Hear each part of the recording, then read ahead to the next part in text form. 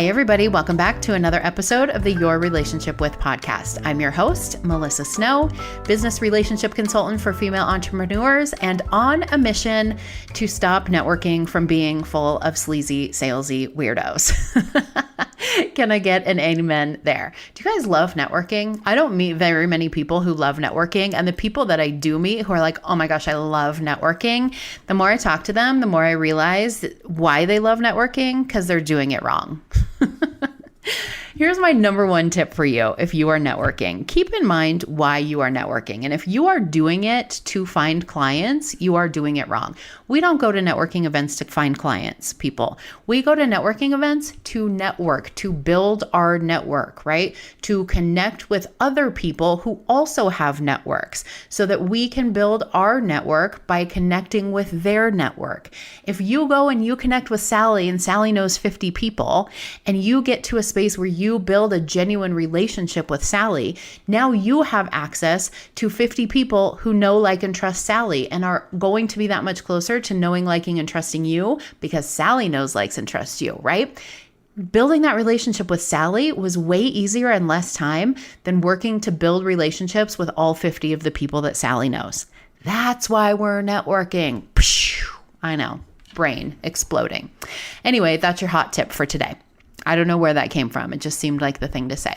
So let's talk about today's episode. On today's episode, I am interviewing Jamie Gilleland. She is an international speaker, best-selling author, and sales and marketing automation expert that has been involved in sales, marketing, and technology for decades. She's super, super smart about all of this stuff. And what I really love about her approach is that she talks about mapping out your customer's journey in a very smart way, but she also talks about doing it with automation, which I love, because if you're not automating, you're making your life so much harder than you need to. And I can say that because I have so many things on my plate right now that should be automated and are not. But she also combines that automation with the perfect amount also of real human connection and contact. And I love that about her. So poor Jamie, bless her, was at the tail end of a cold when we recorded this episode, but she really wanted to get it out there. And I was super excited to share this with you. So forgive her and her raspy voice, but she is awesome. And there's lots of real good nuggets in this interview. So without further ado, here's my interview with Jamie Gilleland on your relationship with your customer's journey.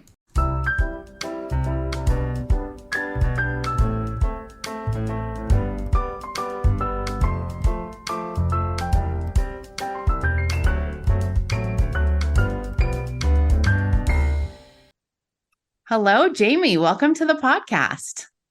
Thank you so much. Yeah, so excited to have you to talk today about the customer's journey.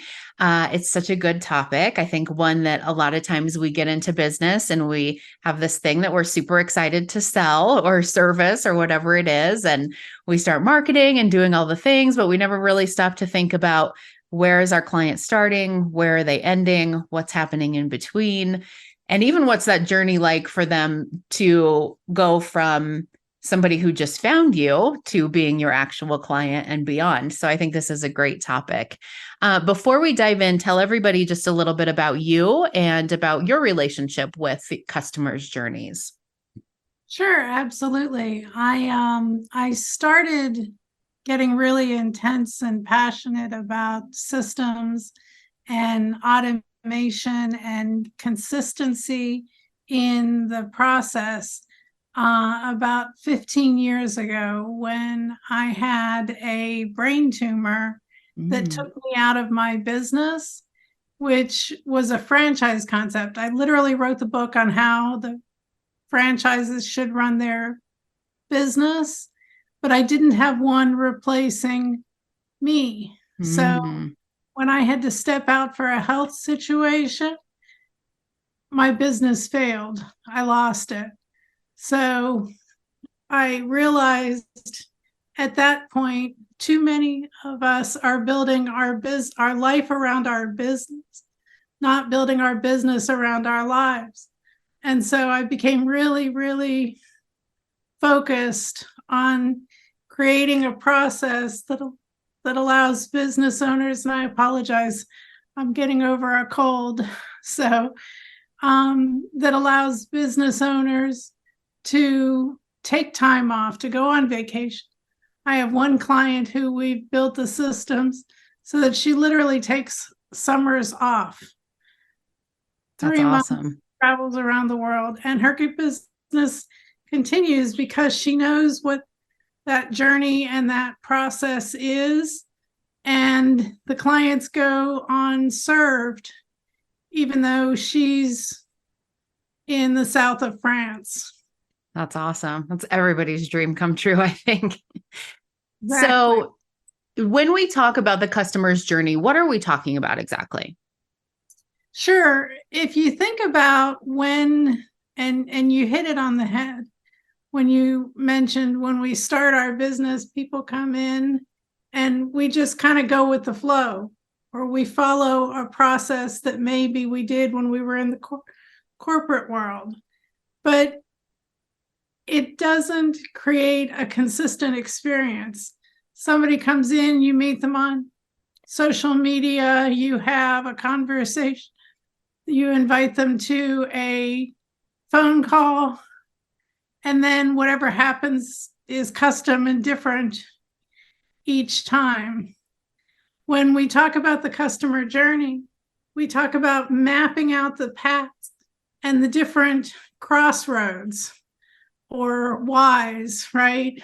Mm-hmm. Like a left turn or a right turn here. So we map all that out and we have a clear, consistent process from where they meet us to how we convert them to being a first-time customer.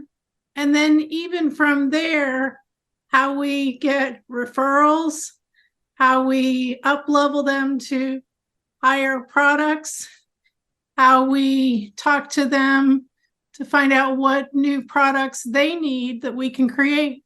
So it's creating that lifetime value in the process. So does the customer's journey actually start when the person hands you money, or does the customer's journey start as soon as they get into your sphere? As soon as they get into your ecosystem. Okay. So Okay. mapping out. And the way I usually do this with a client, if you're brand new, just starting, haven't had clients yet, we map out what you would like the experience to be. How would you feel if you just got the product? What would you want onboarding? How would that look? What kind of follow-up would you like? So we create that whole process from there. Once you've been in business for a little while, I call Susie and George. Susie is that favorite client, that one that you wish you had 500 of, right? So we map out exactly where we met Susie. What was the process?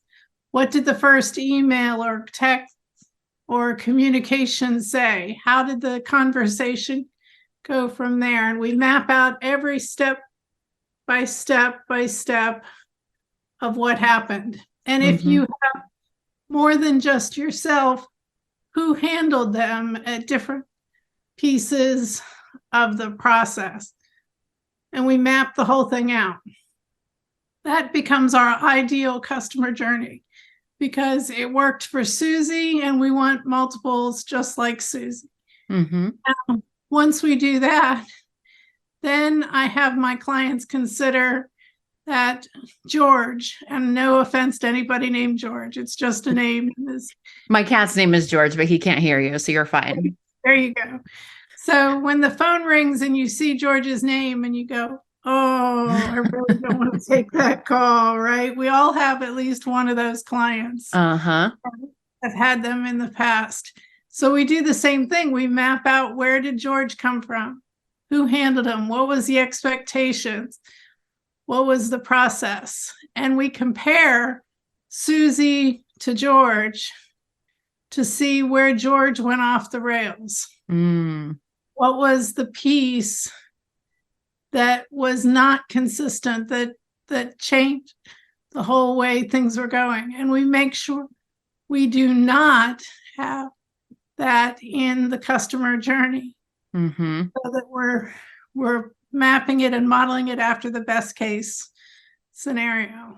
Yeah, that's really smart because I've heard people talk about it in similar ways. There's a lot of talk in the business world about your ideal client avatar and who is that person and how are you going to find that person? How do you nurture that person? All of that. But you're the first person I've talked to who says, let's do this same process with the person that you're not thrilled to have as a customer, right? And I think that's really, really smart because there is definitely something to be learned from both experiences. Exactly. And we don't want to duplicate the bad experience. We do want to replicate the good experience. So we want to make sure that we've built a consistent, happy, enjoyable process for everyone. Yeah. And I love the idea of thinking of it from the point of view of if you were the client, how would you want this journey to be going? Because I do think, especially in the coaching space, a lot of the coaches that I know, when you ask them, how'd you get into coaching? They were their first client, right? We end up coaching the people who are exactly who we needed at some point. So who better to ask how you would want that customer journey to go than you because you were in that space at some point. Exactly, exactly. I've also had clients go out to several of their current clients and say, hey, I'm trying to map this. What would you have liked to have been different? And Yeah. find out what customers like or Yeah. did in the That process. That's very smart. That's very smart. So, what you do, we were talking about this before we hit record, is really a lot about mapping out that customer journey and then trying to automate as much of that as possible. But also, you said still have that human element in there. So, how do you kind of systematize a customer's journey? Sure. So there's all different kind of software out there. My favorite is a program called Keep, Mm-hmm. K-E-E, and I'm happy to help people with some discounts with it if they decide they want to go this route. But what we do is once we have it mapped out, and when I map it out, I take Post-its, and I've got an empty wall here in my office, and I literally put all the Post-its up on the wall. This is what the journey looks like. And I stare at it for a couple of days. Say, do I need to move this and this? Would it be better if I do this? And once I've got the final version, I take a photo of it Mm-hmm. so that I can take it off my wall and start the next one. But once we have that, then we start to build it out. So the things that can be automated, emails, texts, different communications, the amount of time between things. So we have all of that mapped out. Then we start to build it. And the things that are easy, emails, things like that, those are simple. When we want the human interaction, then we build in a task or a phone call or something that triggers and sends an email or a mess or a task that shows up for the day that says, don't forget to call Melissa today and talk Mm-hmm. about XYZ. Mm-hmm. So we're building that human interaction in, and once that task is marked complete, then the automated text goes out and says, hey, it was so great chatting. So excited that we're moving forward with XYZ, whatever it is. Smart. That's very smart. I love that combination of automation and human touch because, everything that I do is all about creating genuine connections, creating relationships with your clients, with your potential clients. And I really believe, especially in this day and age of AI and chat GPT and automation and all of the things, like it's becoming more and more important to people and to business owners trying to grow businesses to have that human element and that connection. So I love the combination of the two. Yeah. And when you combine the two, you're really giving the best worlds. Yeah, absolutely. And making things easier for yourself, which is my favorite part. Exactly. So you're able to scale and do more instead of worrying about all the emails. One of the first things I do with all of my clients, I have what I call an activity tracker. And when they come on board, I have them write down every 15 minutes what they did for the last 15 minutes. I keep track of that for 2 weeks. And they hate me when I tell them to do it. But they absolutely love me at the end of the 2 weeks because they've realized we're able to get back typically 10 hours a week that can be automated and turned into spending time doing real stuff instead of busy work. Yeah, 100%. It's like when I get to the end of my day and I'm like, oh man, I was so busy today. I didn't have time to do this, this, this, and this. And then I'm like, look at how many minutes you spent on your phone. I don't know who at Apple came up with that little, like, we tracked your screen time and here's how many hours a day you were on your phone. But then I look at that and I'm like, well, no wonder I didn't get anything done. Exactly. It's good though to have that awareness. Well, and when we can eliminate the busy work and the stuff that we're getting done during the day is more meaningful, it's what we're genius at. Yeah. Anyway, Yeah. it feels more fulfilling than just doing busy work. Absolutely. Yeah. And most people, I think, got into their business because they wanted to do their business, right? It's a product that we loved that we wanted to sell. It was a service that we loved that we wanted to provide to people. It wasn't because we wanted to sit in front of our computer all day and make graphics on Canva and schedule posts on Instagram and send follow-up emails to people. Well, and I've worked with thousands of entrepreneurs at this point in my career. And every single one who started it said, I didn't think about all the stuff I was going to have to do. I thought, this company is billing me out at $300 an hour and I'm getting paid $29 an hour. I'm going to do it myself and get the 300. Right? It sounds so easy when you put it that way. Right? But they didn't realize the secretaries, the marketing people, the graphics designers, the this, the that, the janitor. How many times have you had to empty the trash in your office? Right. All of those things we didn't think about. Yeah. So, and we didn't think that $300 was going to pay all of those people too, not just me, not just profits. Yeah. Yeah. I used to say all the time in the beginning of my business when people would say, I've thought about going into business for myself because it just would be nice to have that freedom and that time and be able to make your own schedule and blah, blah, blah. And I used to always say, listen, I quit working 40 hours a week for someone else so that I could work 80 hours a week for myself. It's gotten better since then because I've learned to automate, but still. Exactly. I have so many people that say, I read Tim Ferriss's 4-Hour Work Week. I said, and now you ended up with a 4-hour sleep week. Right. Exactly. Exactly. So, okay. So we've talked about a little bit about the process of getting people from when they first find us to the journey of becoming our customer. And then they become our customer. We deliver the product that they have asked for, the service that they've asked for.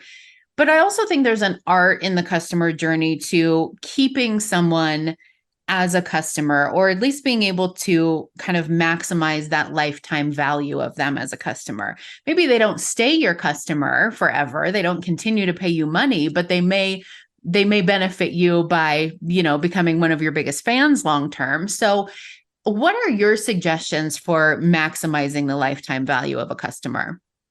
Sure, absolutely. So you have the pre-customer, the fulfillment, and the long-term nurture.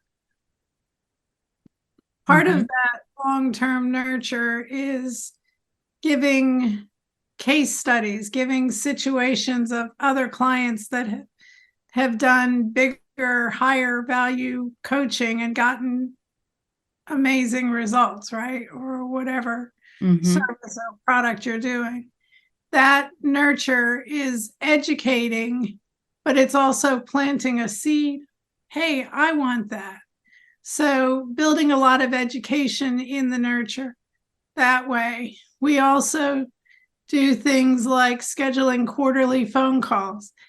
Hey, just checking in with you. How are you doing? How is so-and-so?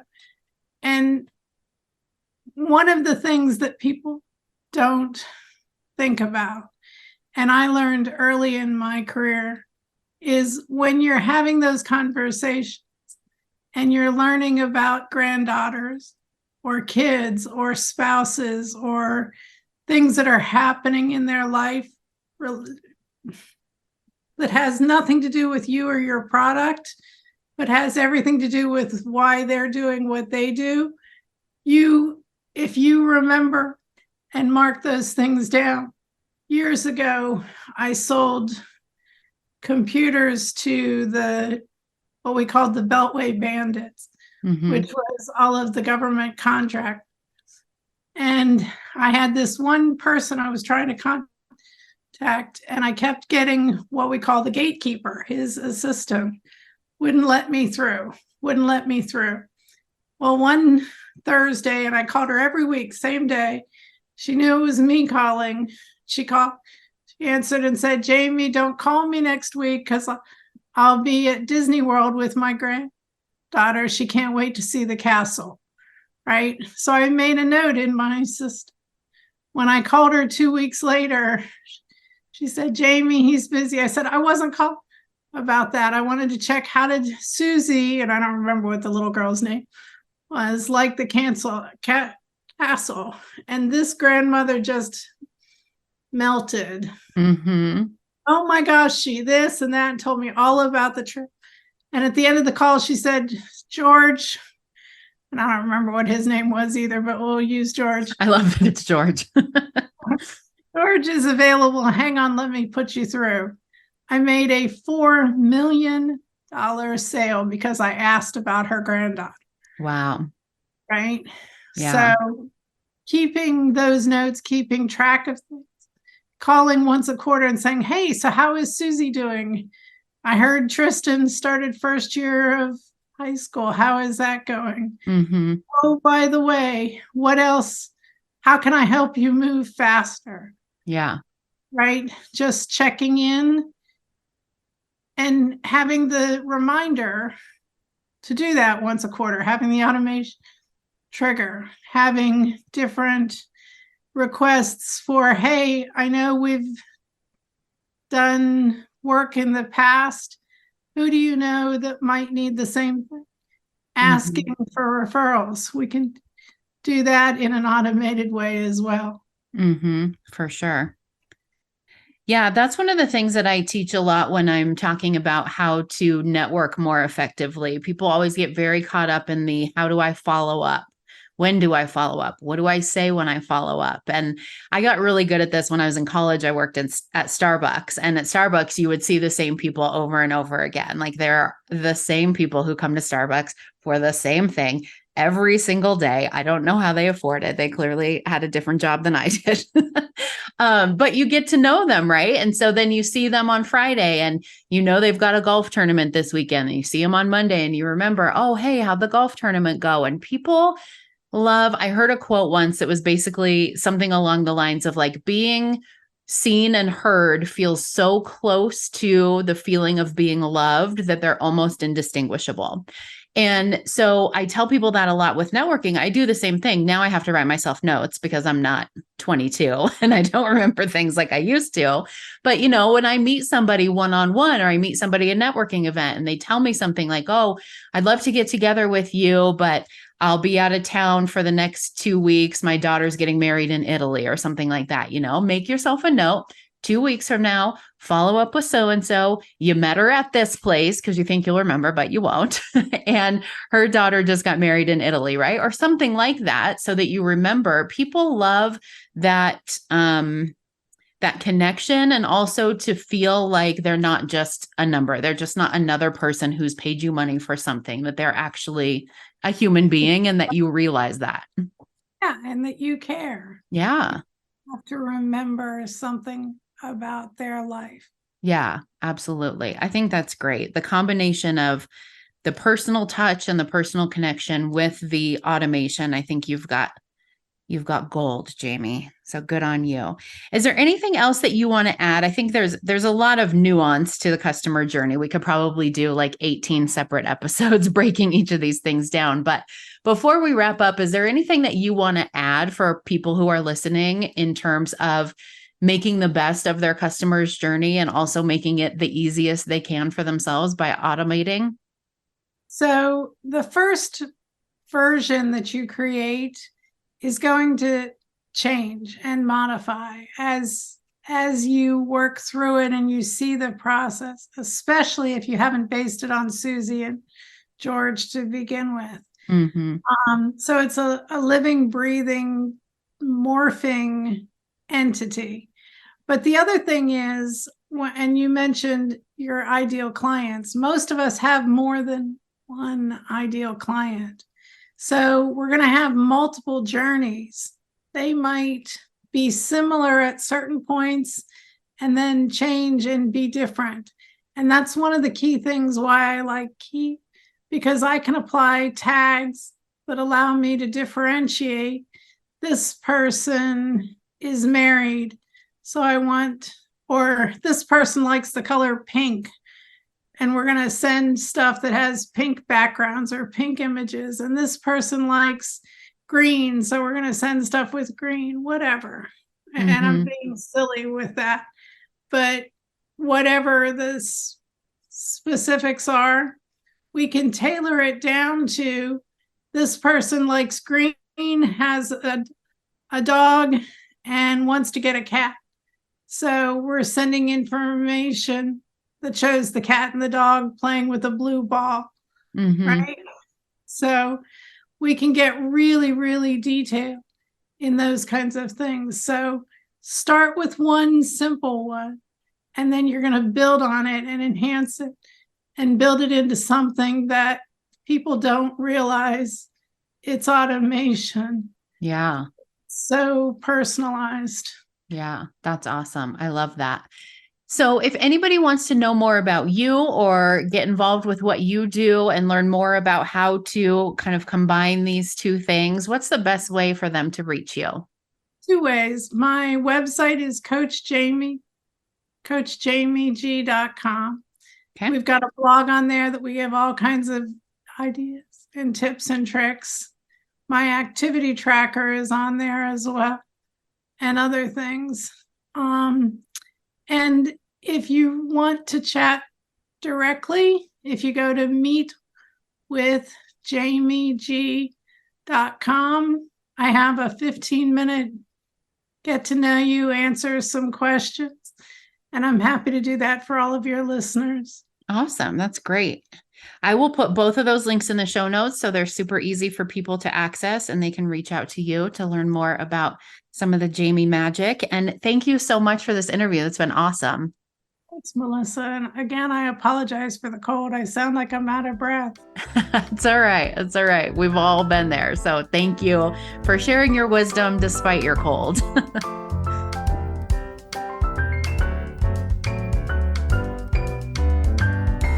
Thanks so much for listening to another episode of the Your Relationship With podcast. If you loved what you hear, be sure to subscribe so you don't miss any future episodes. And definitely leave us a review on iTunes. It helps more amazing female entrepreneurs just like you find our podcast. If you'd like to connect with me as much as I would like to connect with you, definitely click on the link in the show notes and attend one of our virtual speed networking events. They're super fun. The last one, I think we had like 46 people, and we're just attracting like such high vibe, hardworking, authentic, amazing women. And there's some really great connections coming out of it, friendships, collaborations, clients. It's just really fun to watch. So I would love to see some of the listeners there. Click the link in the show notes to register and use the promo code FIRST TIME if you've never been before, and come to your first event for free. I will see you next week.